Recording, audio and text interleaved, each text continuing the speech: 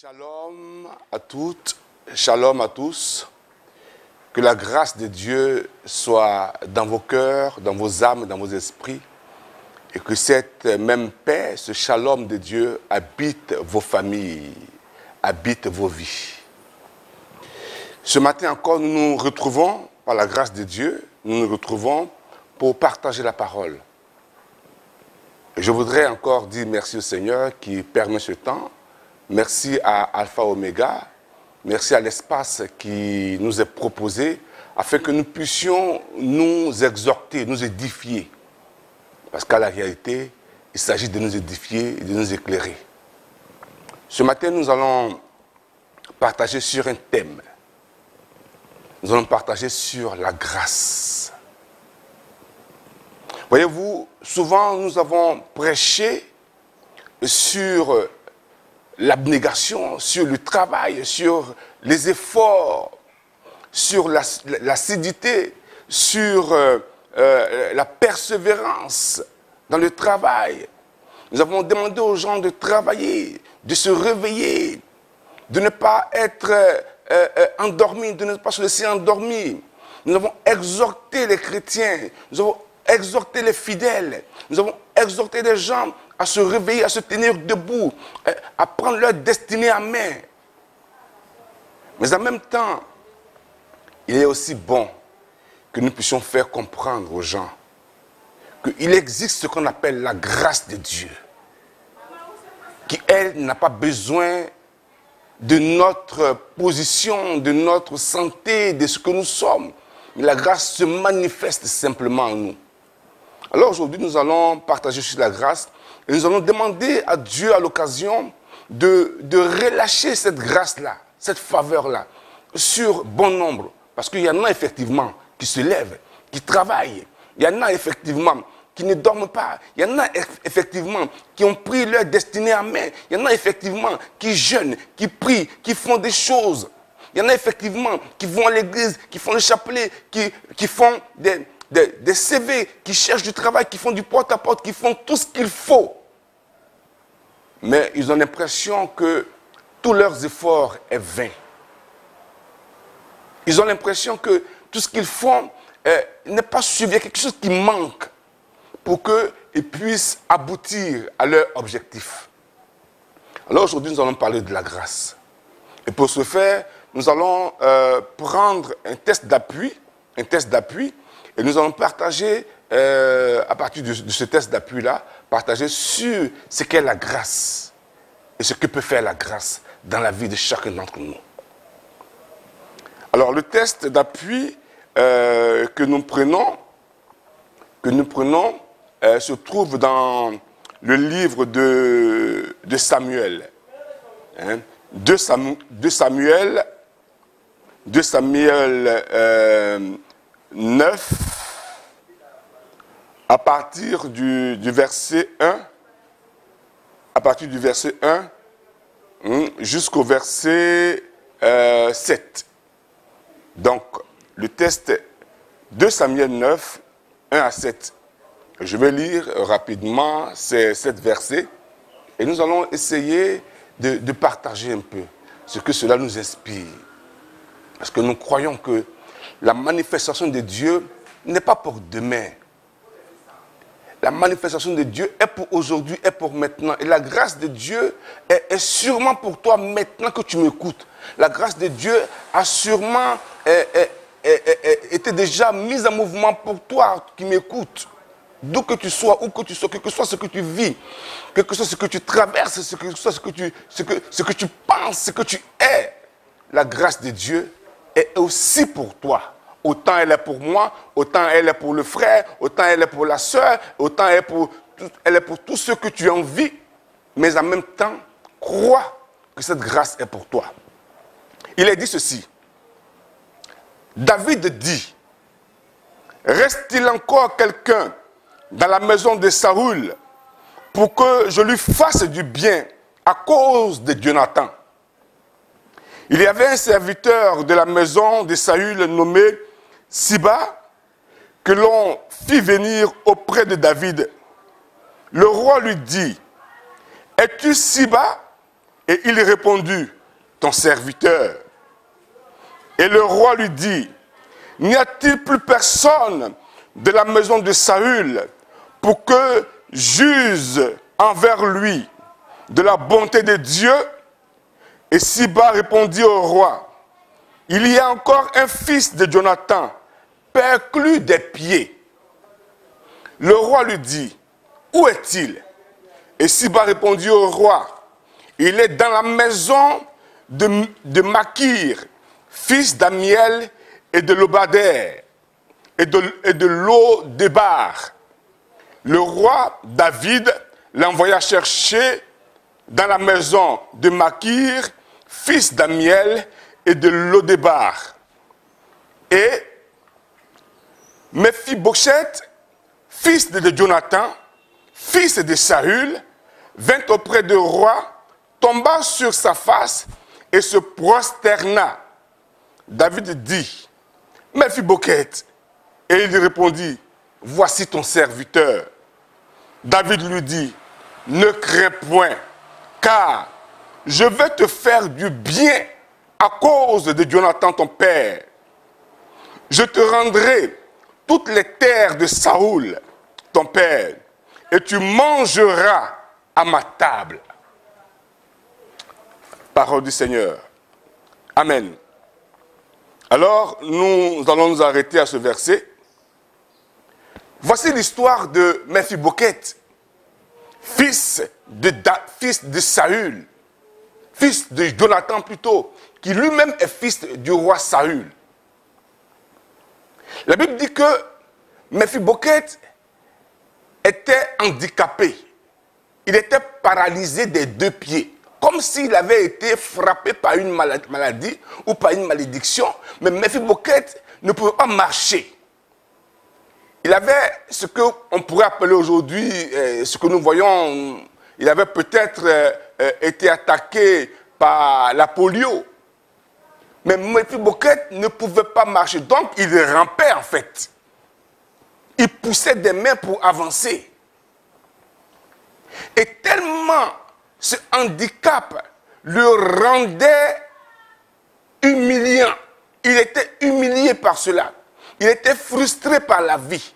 Il était lui-même, il se considérait comme un sous-homme. Au point où Mephibosheth n'avait plus la possibilité, n'avait plus la force de s'afficher devant les gens. La Bible dit que lorsque David a demandé, n'y a-t-il plus quelqu'un de la maison de Saül, de Jonathan, pour que je lui fasse du bien?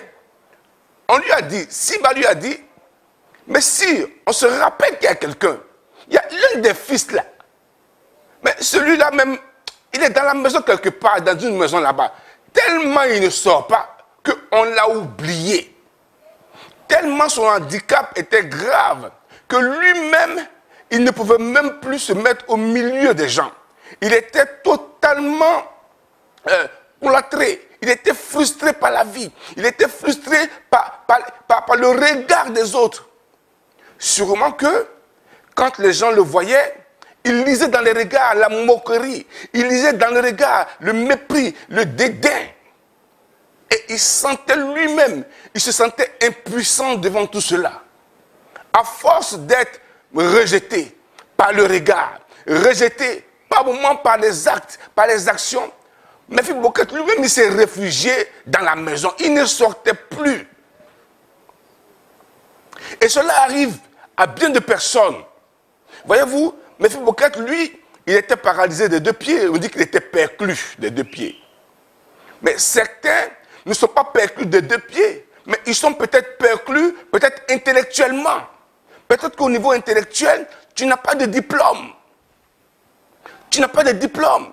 Tu n'es pas allé loin à l'école. Peut-être que tu t'es arrêté au CE2 seulement. Peut-être que tu n'as même pas fait l'école. Peut-être que tu n'as pas pu avoir, étant arrivé à des classes d'examen, tu n'as pas pu avoir le diplôme. Et tous tes camarades, tous ceux de ta génération ont eu des diplômes, ont réussi dans la vie. Ils sont positionnés dans la société. Et cela t'a frustré. Et cela t'a tellement humilié que tu as préféré te récoqueviller sur toi, te replier sur toi.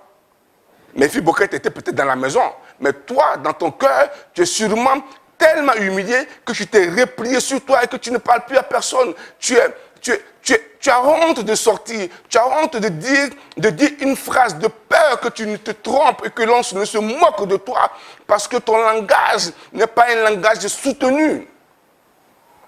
Peut-être que tu es une femme et que toutes tes amies sont mariées et que ton âge est avancé et que tu te rends compte que autour de toi, tout le monde est marié. Dans ta famille, tout le monde est marié. Les gens, les femmes travaillent, elles sont mariées, elles font des enfants. Et c'est sur toi seul qu'il y a un souci. Tu n'arrives pas à te marier, tu n'arrives pas à travailler. Les gens ne te disent même pas bonjour dans les quartiers. Et c'est un véritable souci, une véritable humiliation. Et cela fait que tu as honte de t'afficher, de te mettre parmi les autres. Tu as honte d'être au milieu des gens. Et tu te retrouves toujours toute seule en train de te plaindre, de parler de ton sort au Seigneur, de pleurer des jours, de pleurer la nuit. Peut-être même que toi-même tu es marié. Tu es marié, tu as des enfants. Mais dans ton foyer, tu vis de telles humiliations que tu ne peux même pas t'afficher avec ton mari. Tu ne peux même pas t'afficher avec ta femme. Tellement tu es méprisé à la maison. Peut-être que tu as un enfant qui a un véritable handicap et qui fait que tu ne peux plus te montrer aux gens, face aux gens. Et tu crois que pour toi, il n'y a plus d'espoir. Tu crois que pour toi, c'est fini. Alors tu te retrouves toute seule. Tu te retrouves tout seul. Tu n'arrives plus à être heureux. On ne lit même plus la joie sur ton visage.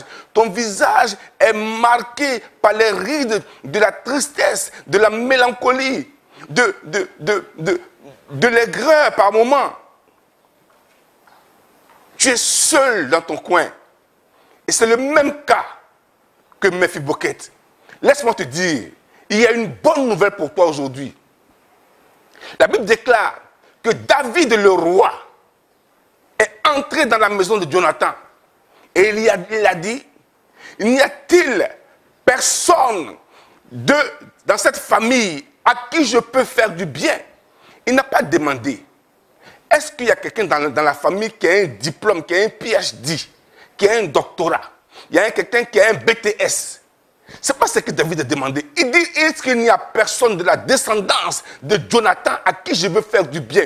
Quand la grâce de Dieu arrive, cette grâce ne regarde pas tes diplômes. Cette grâce ne regarde pas tes possibilités. Elle ne regarde pas ton potentiel. Elle ne regarde pas ce que tu peux faire, ce que tu es capable de faire. Cette grâce ne regarde même pas à ton nom ni à la famille. Cette grâce ne regarde pas à la beauté physique que tu as. Cette grâce ne regarde pas ce que l'on dit de toi. Cette grâce ne regarde pas ce que les gens pensent de toi. La grâce de Dieu, quand elle arrive avec la souveraineté de Dieu. Elle cherche à te repérer. Et quand elle te localise, elle descend sur toi. Je veux dire à quelqu'un que ce jour-là est arrivé. Aujourd'hui, je crois une chose forte dans mon cœur. Je crois que le temps pour toi, que la grâce de Dieu te visite est arrivé. La Sainte Vierge Marie n'est pas allée chercher la grâce quelque part. La Sainte Vierge Marie, la Bible déclare que Marie vivait déjà en étant mariée avec Joseph. Seulement que Joseph ne l'avait pas encore connu. Mais Marie vivait avec Joseph avant que la grâce de Dieu la visite. Il n'a pas regardé, la grâce n'est pas regardée à l'âge de Marie. La grâce n'est pas regardée à la taille de Marie. La grâce n'est pas regardée aux capacités physiques, morales de Marie. La grâce, l'ange est venu et il a dit à la Vierge, la grâce de Dieu te visite. Et lui a dit, il l'a salué et il lui a dit, salut, comblé de grâce. La Sainte Vierge était là, toute petite, toute frêle. Elle était alors là, totalement ignorante de ce qu'on appelle la grâce de Dieu qui te visite à des moments les plus inattendus. Quand Dieu décide de te visiter, il le fait à des moments les plus inattendus. Marie ne s'attendait même pas à ce qu'elle soit visitée de la sorte. Écoutez, l'histoire de David nous fait comprendre ceci, que Samuel a été envoyé, lui le prophète a été envoyé pour oindre quelqu'un dans la maison d'Élie. Et quand Samuel est arrivé, la Bible dit qu'il a regardé les frères de David. Et dans son cœur, il a dit, c'est sûrement celui-là. Parce qu'il est grand, parce qu'il est beau, parce qu'il a un beau teint, il est bien bâti. Et Dieu lui a dit, ne regarde pas Samuel.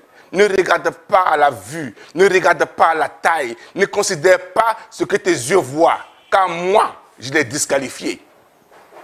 Et sur chaque frère qui se présentait, Samuel voulait les oindre parce que pour lui, physiquement, il remplissait les conditions. Les conditions humaines, les conditions des hommes, les conditions des yeux, les critères humains ne sont pas les critères de Dieu. Dieu ne regarde pas un critère. La sélection de Dieu ne dépend pas du critère humain, du rang social, de ce que tu occupes dans la famille. Non. La grâce de Dieu est relâchée sur qui Dieu veut, au moment où il le veut. Dieu décide de manière souveraine de partir chez Élie et de oindre quelqu'un. Écoutez, David, qui est devenu roi plus tard, David avait 12 ans. Et chaque jour, David était envoyé pour faire paître les animaux, les moutons, les brebis de son père. Donc il était envoyé hors de la maison. Il était dans la brousse. Il était là-bas, dans un coin où personne ne le voyait. Et c'est à cause de lui que la grâce a visité sa famille. C'est à cause de lui que la grâce a visité sa maison. Et quand Samuel a posé son regard sélectif sur tous ses frères et que tous ses frères ont été disqualifiés par la grâce de Dieu, même le papa a oublié que David existait. C'est Samuel qui lui a dit, sont cela tous tes enfants? Il n'y a plus personne parce que moi j'ai été envoyé. Et le Dieu qui m'envoie ne me trompe jamais.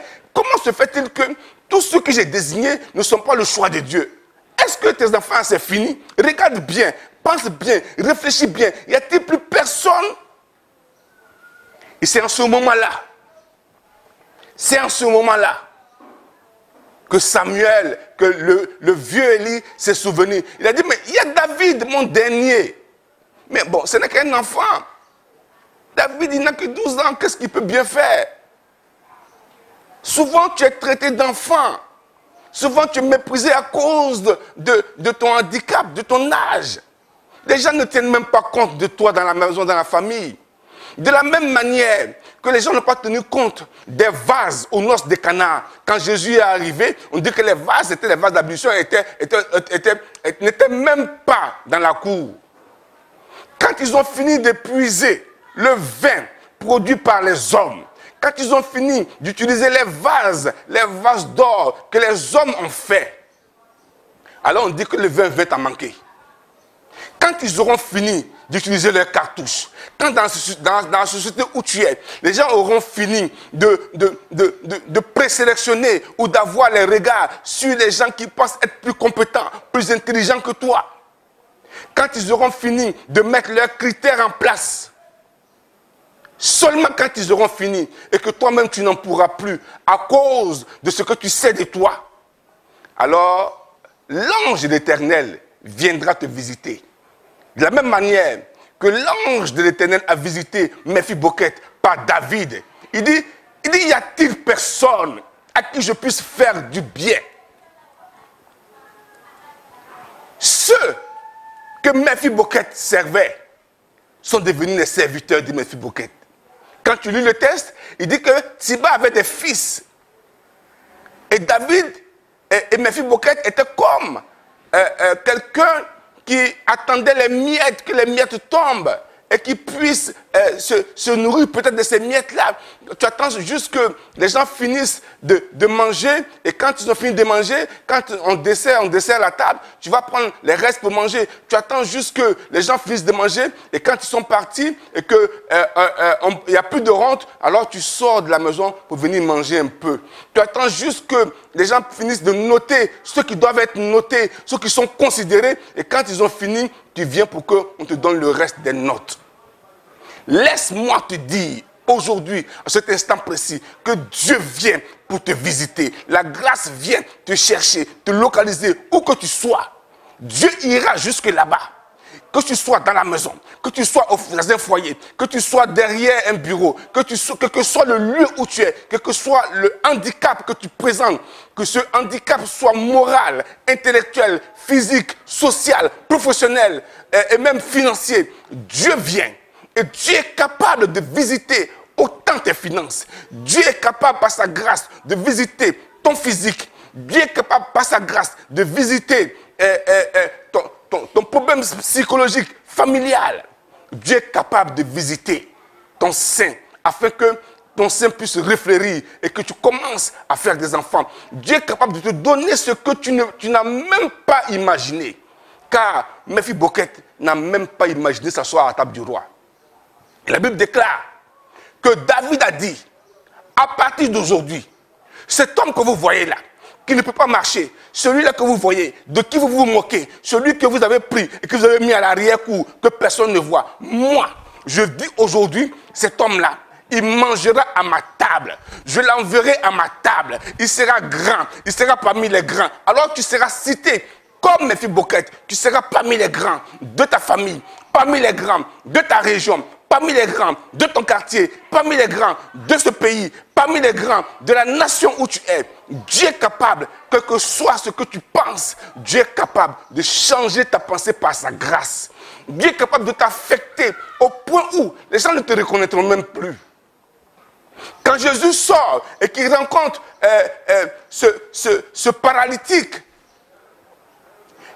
à la piscine de Siloé et que le Christ le guérit, mais les gens ont du mal à le reconnaître.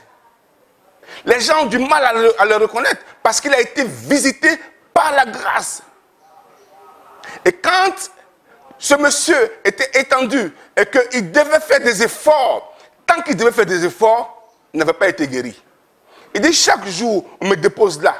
Et quand l'eau commence à bouillonner par l'ange qui vient, au moment où on s'apprête à me mettre dedans, il y a déjà quelqu'un qui vient avant moi.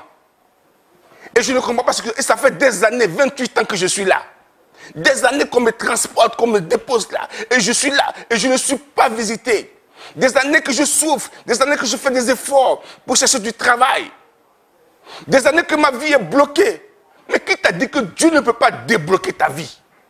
La grâce de Dieu peut débloquer ta vie. Quel que soit ce que tu penses, comment tu penses, quelle que soit la limitation qui t'a été imposée par toi-même, par les hommes, par la nature, Dieu est capable de supplanter cette limitation-là et de te surprendre toi-même. Dieu est capable de te montrer que ton handicap est en fait une force pour lui. Quand Dieu veut se glorifier, il fait en sorte que sa gloire ne soit pas partagée par quelqu'un, par qui que ce soit. Ce matin, je viens te dire une chose. Que de la même manière que les gens n'ont pas reconnu tout ce que Jésus a touché et que Jésus a changé littéralement, les gens ne te reconnaîtront pas. Parce que la faveur de Dieu, la grâce de Dieu viendra sur toi. La grâce de Dieu viendra t'embellir, viendra te faire resplendir. Les gens s'étonneront, ils diront, mais celui-là, il ressemble sûrement au monsieur ou à la dame qui n'enfantait pas. Est-ce que ce n'est pas elle? Mais c'est sa sœur.